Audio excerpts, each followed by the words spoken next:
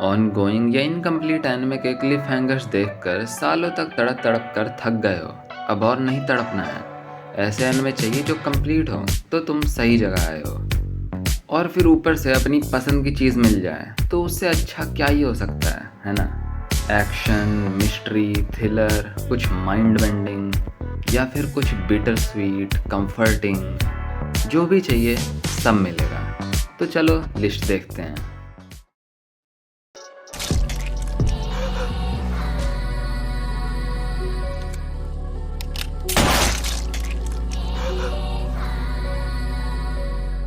Summer time rendering, ये तुम्हें 25 episode में एक मिस्ट्री, थ्रिलर और एक्शन से भरी बढ़िया कहानी दिखाने वाला है। इसका मेन प्रोटैगनिस्ट मरने के बाद कुछ समय पहले वापस जिंदा हो जाता है। तो प्लॉट ऐसा है कि ये अपने चाइल्डहुड आइलैंड पे वापस जाता है क्योंकि उसकी बचपन की दोस्त की एक एक्सीडेंट में डेथ हो गई है।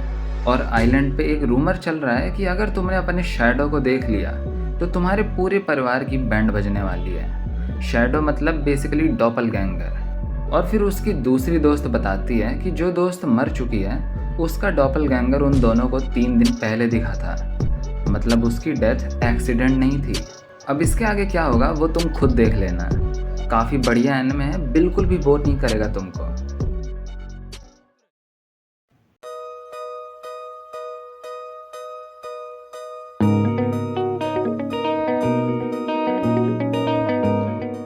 ये है सॉनी बॉय। सोचो तुम हमेशा की तरह स्कूल जा रहे हो और एक दिन अचानक से तुमको तुम्हारी स्कूल की बिल्डिंग के साथ अंधेरी दुनिया में पटक दिया जाता है, पूरी दुनिया से एकदम अलग। और ऊपर से सारे बच्चों को सुपर पावर्स भी मिल रही हैं, तो क्या ही केओस मचेगा। और इस दुनिया में कुछ नियम भी हैं जिनको फॉलो नहीं किया तो सज़ा मिलेगी। अब ये दुनिया क्या है और ये पावर्स कहाँ से मिल रही हैं सबको, ये मिस्ट्री है और यहाँ से निकलना है। साइकोलॉजिकल टेंशन हमेशा बनी रहेगी। ये ऐसी स्टोरी है जो तुम्हें सोचने पे मजबूर कर देगी, तुम्हारा दिमाग घुमा के रख देगी। पर ये इस मिस्ट्री से भी बढ़कर है। लाइफ और फ्रीडम के गहरे सवाल पूछता है। सिर्फ 12 एपिसोड्स हैं और मैं कहूँगा कि ज़रूर ट्राई करो। And now for the news. A high school girl has gone missing in the vicinity of Narima City, Tokyo. और टैक्सी एक मिस्ट्री ड्रामा एनिमे है जो एक टैक्सी ड्राइवर के अराउंड घूमता है। बाहर से कहानी एकदम सिंपल लगती है, पर उसकी गाड़ी में जितने भी लोग बैठ रहे हैं वो सब किसी ना किसी बड़ी मिस्ट्री से कनेक्टेड हैं। शो में जितने भी डायलॉग्स हैं, जितनी भी बातचीत हो रही है, सब इम्पॉर्टेंट है। एक भी कैरेक्टर रैंडम नहीं है, सारे कैरेक्टर का कुछ ना कुछ इम्पॉर्टेंट रोल है। और लास्ट तक मिस्ट्री गेस करते रह जाओगे। एनिमे में सिर्फ 13 एपिसोड्स हैं और एक मूवी है, पर मूवी में सिर्फ 10-15 मिनट इम्पॉर्टेंट है, वो लास्ट के, बाकी का पूरा रिकैप टाइप है।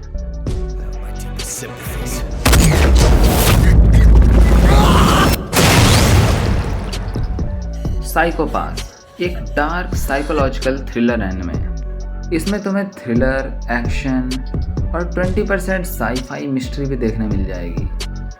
ये एक फ्यूचरिस्टिक दुनिया में सेट है जहाँ सेबल सिस्टम नाम का एआई है जो लोगों के माइंड स्कैन कर सकता है और माइंड स्कैन करके बताता है कि ये बंदा क्राइम कर सकता है या नहीं। तो पुलिस ऑफिसर्स लोगों को क्राइम करने से पहले ही पकड़ने की कोशिश करते हैं। और इसका जो एंटैगनिस्ट है वो भी काफ़ी बढ़िया लिखा गया है। सिर्फ 22 एपिसोड में तुम्हें एकदम कमाल की कहानी देखने को मिल जाएगी। और इसमें भी डेथ नोट की तरह काफ़ी दिमागी लड़ाई होती है। तो अगर डेथ नोट और मॉन्स्टर पसंद आया था तो इसको भी ज़रूर ट्राई करो, काफ़ी बढ़िया है।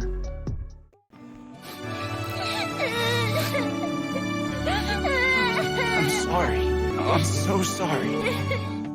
क्लैनेड ये एक slice of life romance drama है और अगर मैं इसे आज तक का सबसे बढ़िया रोमांस ड्रामा कहूँ तो कुछ गलत नहीं होगा। लगभग हर रोमांस एनिमे में कन्फेशन के बाद कहानी ख़त्म हो जाती है, पर इसमें तुम्हें कन्फेशन के बाद अडल्ट लाइफ और पेरेंटहुड भी दिखाया जाएगा।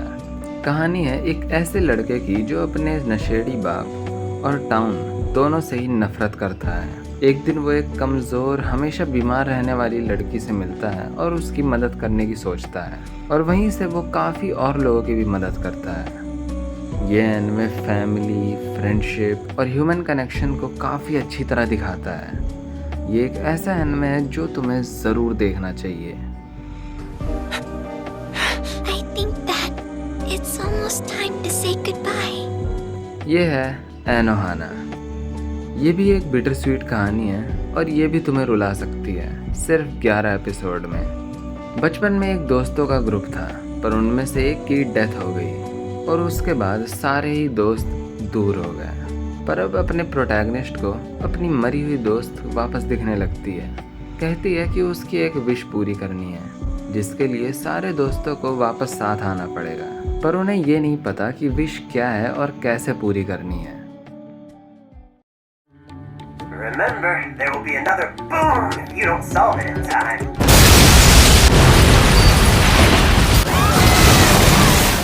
ये है टेरर इन रेजोनेंस। दो हाई स्कूल के लड़के जो टेररिस्ट बनकर पूरे टोक्यो में धमाके मचा रहे हैं, डायरेक्ट पुलिस को चुनौती दे रहे हैं। पर ये कौन है, कहाँ से आए हैं, क्या करना चाहते हैं, ये इनका गोल क्या है? इन सब के पीछे एक डार्क सीक्रेट छुपा है। इसमें तुम्हें ड्रामा, थ्रिलर, मिस्ट्री और थोड़ा सा एक्शन भी देखने मिल जाएगा। अगर तुम्हें डेथ नोट की तरह mind games, smart psychological thrillers पसंद हैं तो टेरर इन रेजोनेंस को भी ज़रूर ट्राई करो।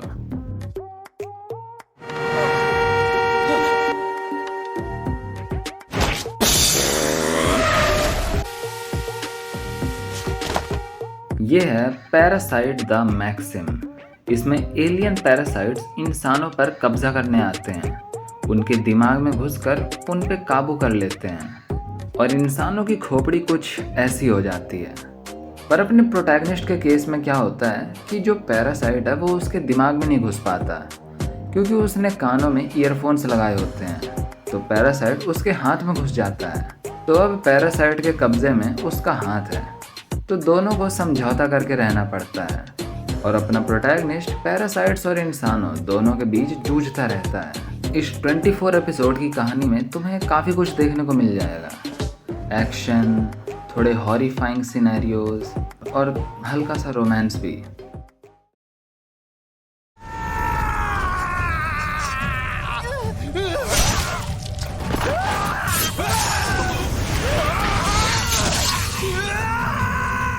ये है डोरोरो। इसमें एक गांव होता है, एक्चुअली बंजर गांव होता है, और वहाँ का राजा गांव के भले के लिए डीमन से सौदा करता है।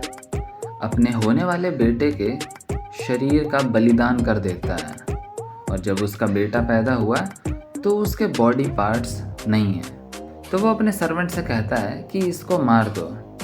पर जो उसका सर्वेंट है वो तरस खा के उसे नदी में बहा देती है और फिर वो बच्चा मिलता है एक डॉक्टर से जो उसे प्रोस्थेटिक बॉडी पार्ट्स देता है।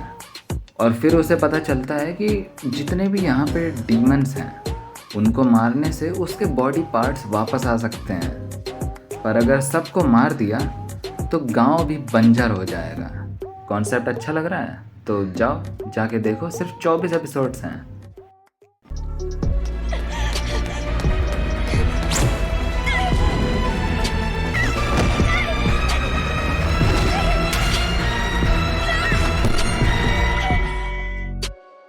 इसका नाम है अनादर, एक मिस्ट्री हॉरर एनिमे जिसमें एक कर्स्ड क्लासरूम की स्टोरी दिखाई जाती है। एक नए स्टूडेंट का एक क्लास में ट्रांसफ़र होता है जहां सब लोग एक मिस्टीरियस गर्ल को इग्नोर करते हैं। स्टूडेंट, टीचर्स, सब जैसे वो एग्जिस्ट ही नहीं करती। और फिर पता चलता है कि इस क्लास पे एक कर्स है। स्टूडेंट, टीचर्स, उनके फैमिली मेम्बर्स तक हर कोई हर साल के एक टाइम पर मरने लगते हैं। एनिमे तुम्हें पूरा टाइम एक क्रीपी वाइब देता रहेगा। इस सस्पेंस भरी कहानी में डेथ्स भी एकदम अनप्रिडिक्टेबल हैं। ऐसे ऐसे लोग मरेंगे शायद सोच भी ना पाओ। और ये भी काफ़ी छोटा एनिमे है, सिर्फ 12 एपिसोड्स। 閉めろよ。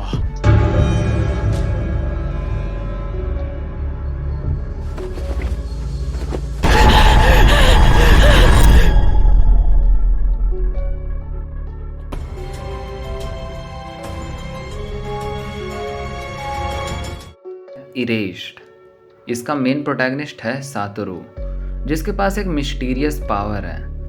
कोई भी एक्सीडेंट या ट्रेजेडी होती है तो सातोरू कुछ मिनट पहले टाइम ट्रैवल कर जाता है ताकि वो उस चीज़ को रोक पाए, और ये चीज़ रैंडमली होती है, उसके काबू में नहीं है। और फिर एक इंसिडेंट के हिंट्स मिलते हैं कि सातोरू के चाइल्डहुड में एक डार्क इंसिडेंट हुआ था जिसमें कुछ बच्चे गायब हो गए थे, और फिर एक मर्डर हो जाता है जिसमें पुलिस वाले उसी पर शक करने लगते हैं, और वो पुलिस से बच के भाग ही रहा होता है कि वो टाइम ट्रैवल कर जाता है अपने बचपन में।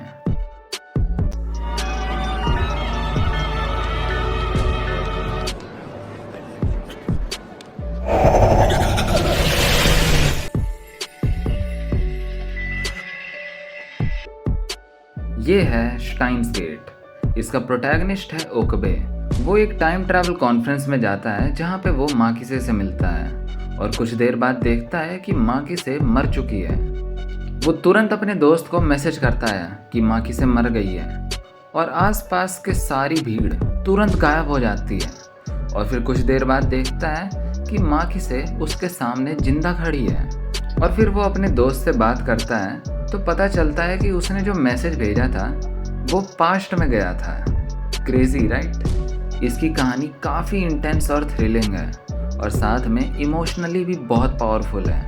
अगर तुमने यह नहीं देखा है तो तुम बहुत बढ़िया चीज़ मिस कर रहे हो। इस एनिमे को तुम दो तरीके से देख सकते हो।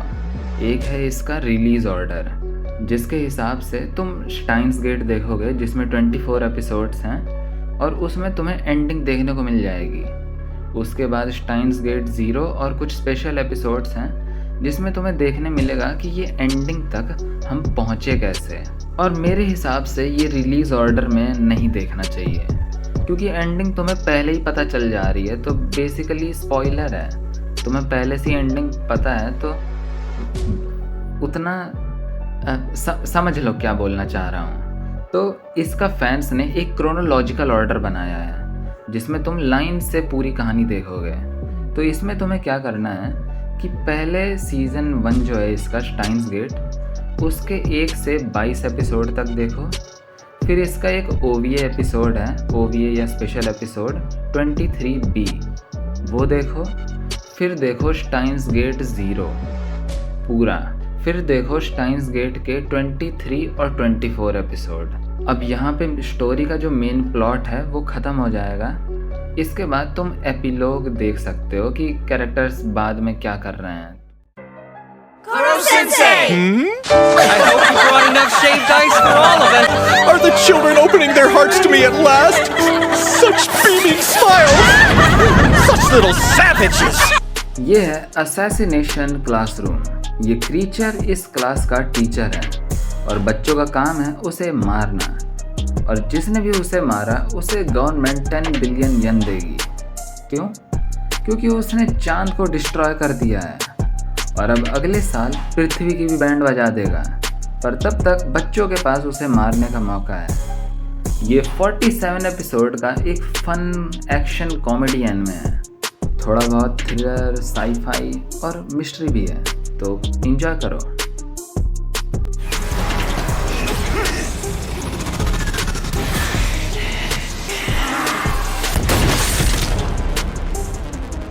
ये है साइबरपंक एज रनर्स। इसमें एक फ्यूचरिस्टिक साइबरपंक दुनिया दिखाई गई है जिसका मेन कैरेक्टर है डेविड, जो कि एक नामचीन एकेडमी में पढ़ता है। पर यहाँ पे सिर्फ कॉरपोरेट अमीर लोगों के बच्चे पढ़ते हैं, और डेविड गरीब है, पर उसकी मम्मी जुगाड़ लगा के जैसे तैसे उसे फिर भी पढ़ा रही है। डेविड का मन तो नहीं है, पर मम्मी का मन रखने के लिए वो पढ़ रहा है। और फिर एक एक्सीडेंट हो जाता है, जिसके बाद उसे रियलाइज़ होता है कि अगर उसे अच्छी ज़िंदगी जीनी है तो क्रिमिनल्स की दुनिया में जाना ही पड़ेगा। और फिर वो एक ख़तरनाक हथियार को अपने शरीर से जोड़ लेता है। सिर्फ 10 एपिसोड में अच्छा खासा एनिमे देखने को मिल जाएगा, और एक्शन के मामले में तो खून खराबे में तो बिल्कुल भी नहीं हिचकिचाते हैं, सब दिखाया है। और लव स्टोरी भी काफ़ी अच्छी है, पर कुछ और एपिसोड्स होते हैं तो और बेटर हो सकता था, मुझे लगता है। अगला एनिमे है योर लाई इन अप्रैल।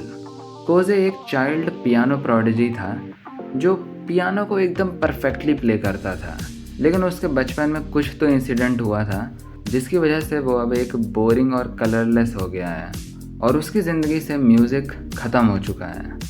फिर उसकी लाइफ में एंट्री होती है एक एनर्जेटिक वॉयलिनिस्ट काओरी की। काओरी की पर्सनैलिटी एकदम ऑपोजिट है, हमेशा खुश रहती है, एकदम एनर्जेटिक टाइप की लड़की है।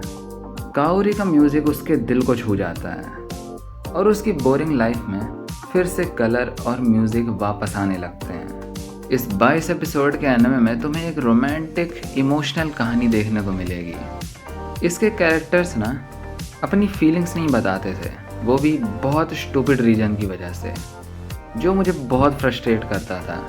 और फिर इसकी एंडिंग भी मेरे लिए प्रिडिक्टेबल थी, इसलिए मुझे एंडिंग भी डिसेंट ही लगी है। जितना मैंने सुना था उतना ज़्यादा हिट नहीं किया।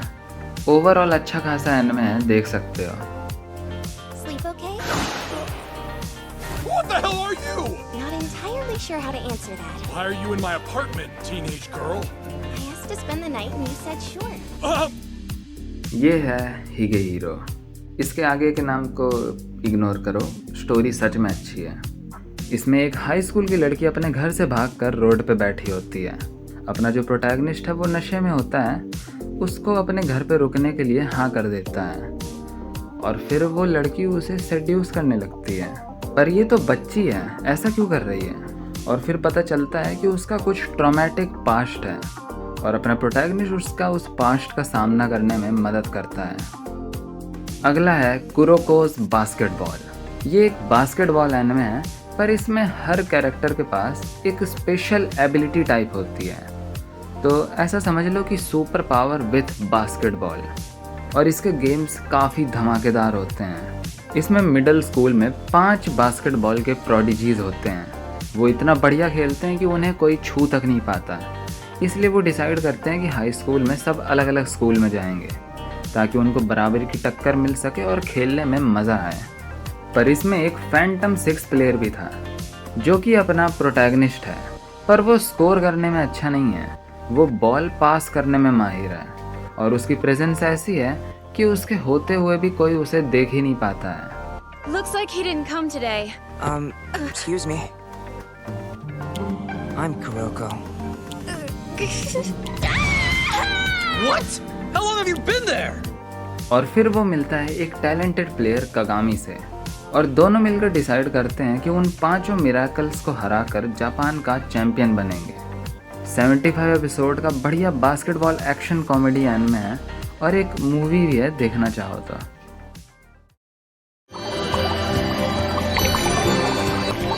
The heat from the rice is melting it. Order up!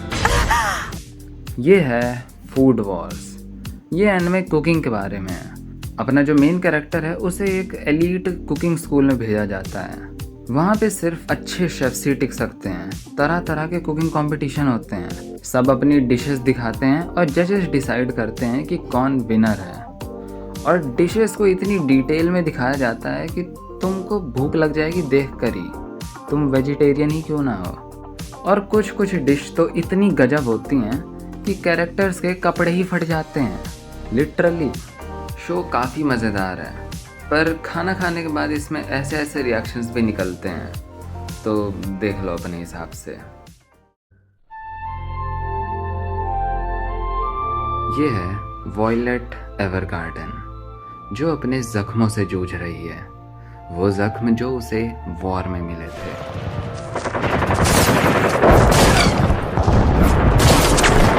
एक ऐसी लड़की की कहानी जिसे आर्मी ने बचपन से ही सिर्फ एक टूल की तरह यूज़ किया, जिसे सिर्फ एक ही चीज़ सिखाई गई, खून बहाना। कहानी वॉर के बाद की है। वॉयलेट जो कि सिर्फ एक टूल थी, बस ऑर्डर्स फॉलो करना जानती है। वो इन शब्दों का मतलब जानना चाहती है, वो शब्द जो उसके मेजर गिलबर्ट ने अपने आखिरी पलों में कहे थे, आई लव यू। अब इस दुनिया में लोगों को पढ़ना लिखना तो आता नहीं है, तो वॉयलेट लोगों के लिए लेटर्स लिखने का काम शुरू करती है और धीरे धीरे इमोशंस को समझती है। ये एक इमोशनल मास्टरपीस है, तुमको एक बिटर स्वीट और हार्ट वार्मिंग फील देगा। तुमको लगभग हर एपिसोड में रोना तो आ सकता है, पर साथ ही में खुशी भी मिलेगी, अच्छा भी फील होगा। 13 एपिसोड्स और एक मूवी में इसकी कहानी ख़त्म हो जाती है। उसके अलावा तुम एक ओवीए और एक एक्स्ट्रा मूवी है वो भी देख सकते हो। If the truth is cruel, then lies must be kind. That's why kindness is a lie. ये है ओरेगायरू या फिर माई टीन रोमांटिक कॉमेडी स्नाफू। इसका प्रोटैगनिस्ट है हाचीमान, जो सोसाइटी, दोस्ती और रिलेशनशिप्स पे बिल्कुल भरोसा नहीं करता है। वो बिलीव करता है कि यूथ और फ्रेंडशिप जैसे कॉन्सेप्ट मोस्टली फेक होते हैं। उसे कोई फ़र्क नहीं पड़ता कि दूसरे क्या सोचते हैं, क्योंकि उसे अकेला रहने की आदत हो चुकी है। ये एक रोम-कॉम एनिमे है और कैरेक्टर डेवलपमेंट इसमें काफ़ी अच्छा है। कैरेक्टर्स के इमोशंस, मोटिवेशंस काफ़ी डीप और रियलिस्टिक तरीके से दिखाए गए हैं। तो एक अच्छी कैरेक्टर ड्रिवन रोम-कॉम स्टोरी देखनी है तो इसको ज़रूर ट्राई करो। टोटल 38 एपिसोड्स हैं और उसके बाद एक स्पेशल एपिसोड आया है 2023 में, जिसमें कैरेक्टर्स की आगे की ज़िंदगी दिखाई है। बेसिकली एपिलॉग है। I told you to stay away. I told you to stay away. ये है आरके। ये एनिमे नहीं है पर काफ़ी बढ़िया शो है। इसमें 2 सिटीज़ हैं, एक रिच और एडवांस्ड है और एक अंडरग्राउंड सिटी है, गरीबी है वहाँ पे। दोनों के मम्मी पापा की बचपन में ही डेथ हो गई थी, तो अंडर सिटी का लीडर वेंडर उन्हें गोद ले लेता है और कुछ सालों बाद वो अपने दोस्तों के साथ चोरी करने निकल पड़ती हैं। एडवांस सिटी के उस घर में उन्हें एक ब्लू क्रिस्टल सा कुछ मिलता है, जिसके गिरने पे एक्सप्लोजन हो जाता है और फिर दोनों सिटीज़ के बीच में बवाल मच जाता है। इसके एंटेगनिस्ट के पास एक ऐसी चीज़ है जिससे वो मॉन्स्टर्स बना सकता है और अंडर सिटी पे कब्जा करना चाहता है। ये सब सुनकर शायद उतना इंटरेस्टिंग नहीं लग रहा होगा, पर मैंने और कुछ बताया तो वो स्पॉइलर हो जाएगा। इसका animation, music, songs, action, story सब कुछ बढ़िया है। 18 एपिसोड्स हैं 40-50 मिनट के।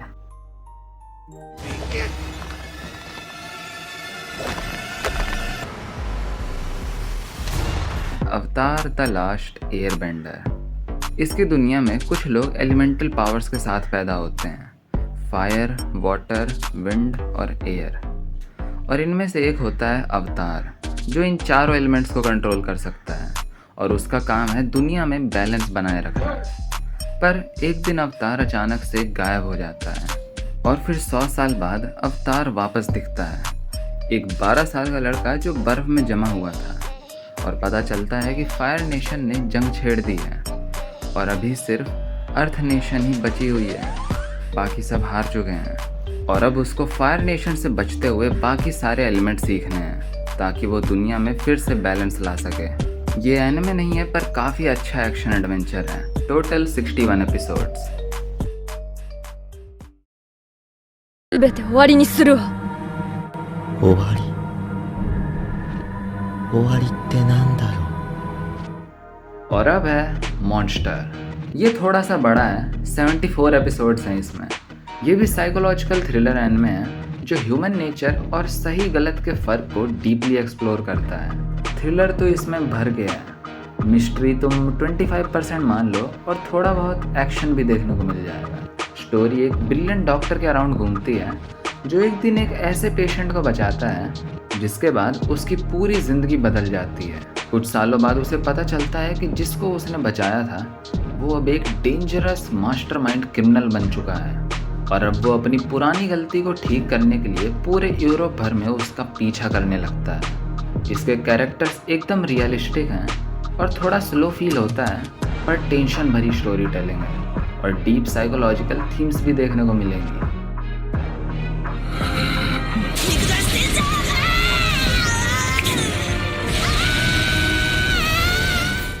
Full metal alchemist brotherhood. इसकी दुनिया में एल्केमी नाम का मैजिक या साइंस सिस्टम होता है जिसमें जितना बड़ा जादू करोगे उतना ही बड़ा बलिदान भी देना होगा।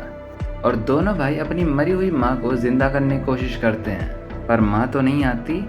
एक भाई की पूरी बॉडी चली आती है और एक भाई का हाथ और पैर। फिर दोनों भाई अपने खोए हुए शरीर को पाने के लिए एक जर्नी पे निकलते हैं जहाँ पे मिस्ट्रीज, कॉन्स्पिरेसीज, पॉलिटिक्स और खतरनाक एनिमीज से सामना होता है।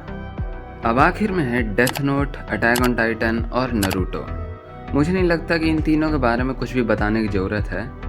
तो हाँ, ये रही पूरी लिस्ट। कुछ एनिमे तो इंटरेस्टिंग लगे ही होंगे, तो जाओ देखो और इन्जॉय करो।